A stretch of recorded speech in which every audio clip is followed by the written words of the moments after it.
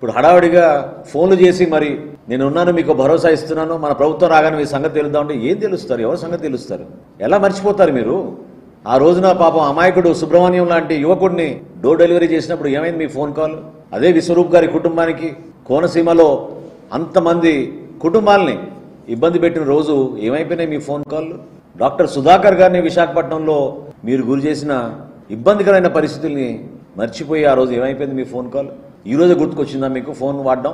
ఆవేశాలపైన కుళ్ళు రాజకీయాలు, ఓట్ల రాజకీయాల కోసం చేస్తున్న వీళ్ళ కుట్రల్ని ప్రజలు గమనించాలి, ఆలోచించాలి. ఎందుకంటే ఆ సమయం మనం అధిగమించి వచ్చాం. ప్రజలు కోరుకుంది అభివృద్ధి, ప్రజలు కోరుకునేది మనకి మంచి భవిష్యత్తు ఉండాలని. ఒక ప్రశాంతమైన వాతావరణంలో ఘర్షణ లేకుండా ప్రతి ఒక్కరూ కష్టపడి మన బిడ్డలకి ఉద్యోగ అవకాశాలు వచ్చేటట్టు, మన ప్రాంతానికి పెట్టుబడులు వచ్చే విధంగా ఈ అంశాలపైన మన వంతు మనం సహాయం చేయాలి సమాజానికి. ప్రెస్ మీట్ పెట్టి మరీ బెదిరిస్తాడు. మీరు ఒకవేళ ఎవరైనా సరే కాంట్రాక్టర్లు వచ్చి దాంట్లో పాల్గొంటే మీ సంగతి తెలుస్తాం, రద్దు చేస్తాం అంటారు. రైతుల కోసం అందిస్తున్న సహాయం చూసి ఓర్వలేక పర్యటనలు చేస్తాడు. తెనాలికి వచ్చాడు.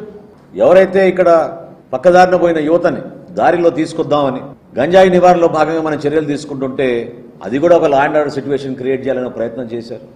పిఠాపురంలో అదే విధంగా చేశారు. దేనికోసం ఇదంతా? ఇంత తొందరపాటు ఎందుకు?